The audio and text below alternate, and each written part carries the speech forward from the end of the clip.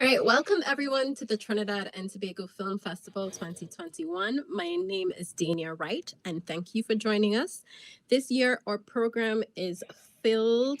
This year, our full program will be screened online from September 22nd to the 28th, with our new media exhibition available online and in person at Granderson Lab, Belmont, this Friday, the 24th, and Saturday, the 25th, from 6 to 8 p.m. So feel free to comment, ask any questions you have for the filmmakers, and we will try to answer them during this session. And of course, don't forget you can check out the films at any time at watch.eventlive.org/TTF21. We would also like to thank all of our TTFF 21 sponsors and partners, NGC being our signature sponsor this year. And we have leading sponsorship from Shell Trinidad and Tobago, Republic Bank, as well as contributing and supporting sponsorship from NLCB and Sports and Culture Partners. Oh dear, hold on. So today we are joined by Michael Gassert, who can't hear us at the moment, and Sami can from the film Last Out. And we're also joined by Ronald Baez from Anna. Is that pronounced correctly? It's not. Baez. Baez. Okay. All right. So let's talk to Ron a little bit first while we wait on Gus to come back in. On Michael to come back in, sorry. So what was important for you as a filmmaker to tell this story? I think that trying to tell this story for me was just trying to convey something that, like a story that I knew from childhood, but a thought that I had only had recently, which was I knew my mother's kind of like immigrant story, and I was aware of like how she came to the country and all of the things that she talked about. I'd heard that since I was a child. What had never occurred to me before was watching my mother read a book out in the front porch of the house. And it never occurred to me, I never connected the dots. For some reason, it's just you get busy living. And it never occurred to me that that lady reading a book in that front porch took 30 years of sacrifice. And then suddenly that concept was very big. And that moment of that tiny, peaceful, quiet moment of reading a book and smoking a cigarette on this rocking chair became, all of a revolution. It was like, here's this woman who her largest life project has manifested in a couple minutes of peace. And that to me, I was like, well, if I share her story, that'll be enough. But if I can convey that, you know, that mundane moment is actually the result of a lifetime of struggle and sacrifice. Uh, and it's much more complicated than it looks, then I think I might have done her just a little bit of justice. So that was important to me. So you include her, but you don't include her husband quite as much. Mhm. What was the rationale behind that creative decision? I thought it was important, especially because I really wanted to make something brief. I didn't want to expand on it because I thought, well, I'm going to be shooting, and I had the idea for like the visual elements of the film. I'm going to be shooting a lot of very mundane moments, and that it's like a joke. You want to be brief with that kind of stuff. So, like that being the case, I thought, why not crystallize the experience in a single perspective? And the second that I added more perspectives, I knew I would need more time. So I decided, let me stick to this one perspective, this one POV, and everything else can be treated like the result of like analyzing the synecdoche, right? Or you can look at it and go, okay, this one story is indicative of immigrant stories.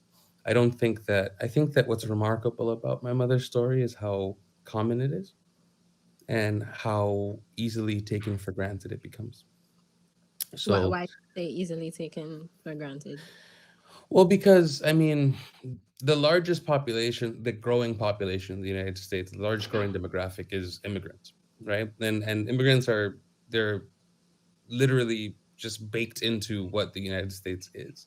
The experience, like the American experience, is uh, defined in many ways by uh, just immigrants and the immigrant story. I think it's taken for granted in the case that, like, at least me growing up in an immigrant community, I grew up in Miami and I'm the son of immigrants. Um, we don't really think too often about how 3 decades manifest in reading a book, and how much sacrifice went into being able to just find peace. The difficulty of that, the challenge of that, how someone's entire life project could have been something as simple as sitting in a rocking chair. I think it's when you think of something like that big, you think of, I don't know, millions of dollars or something, right? Like something, some huge thing. Um, nah, it's simple and small and subtle, and yet equally as important as anything else that's ever been done. And so that's interesting to me.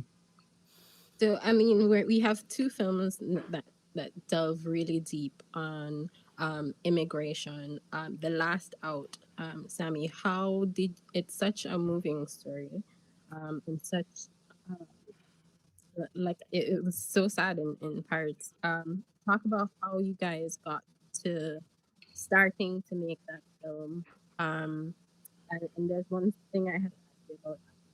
Let's talk about how you got started.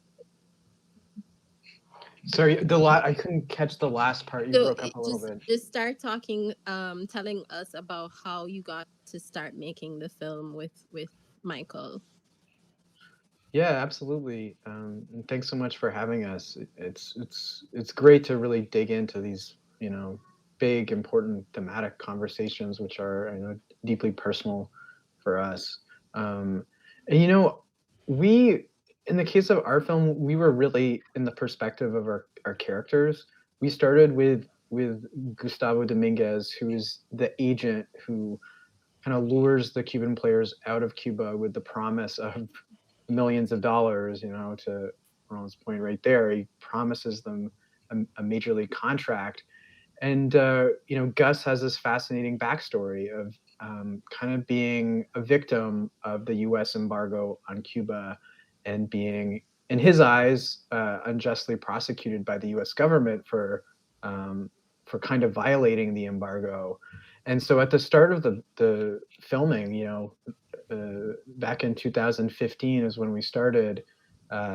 We were buying Gus's hype, like the players were, and then as the weeks turned into months, turned into years, the story started to shift, where Gus's promises, like so many of the kind of shifty figures that make promises to migrants and immigrants seeking a better life, we found that Gus's promises started to be hollow, just as the guys were. And that was the beginning part of our story. We thought we were telling a redemptive story about Gus, this guy with a dark past, with a new crop of players turning his life around. And then there was this pivot point where the movie turned, and we faced a decision. So yeah, I know Mike's having like a hard time hearing, I think maybe your question, but I want him to jump into, because I think he can hear me, and so maybe that inflection point in the project, Mike, you can jump in there.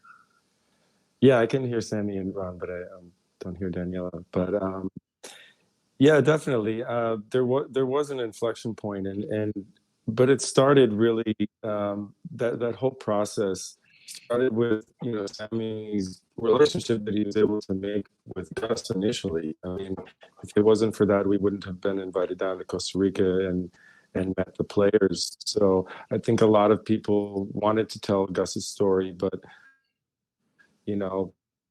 Sami is a very disarming person, and I think Gus felt comfortable with him. So we did start with that perspective through Gus. But once we really started spending time with the guys, it's really just about building trust and relationships and getting to know people beyond the scope of your documentary, like putting yourself in their reality. So, when things really changed for the players, we had already done the legwork and we were there with them. So it was sort of a no-brainer for Sami and me to make sure we followed the story wherever they took us. And beautiful stories both. Thank you guys for coming. Unfortunately, we run out of time since we had so many technical difficulties at the start. But I would encourage anybody watching.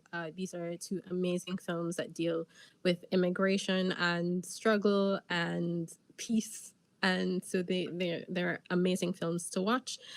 So you can catch all these films and more today that are screening. Check out ttfilmfestival.com website, where you can find all the information on how to buy tickets and check out the films coming up as well. Thank you guys for staying with us through technical difficulties and all. I hope you get to watch some of the other films. Thank you so much. Thanks. Thank you. Bye. Thanks.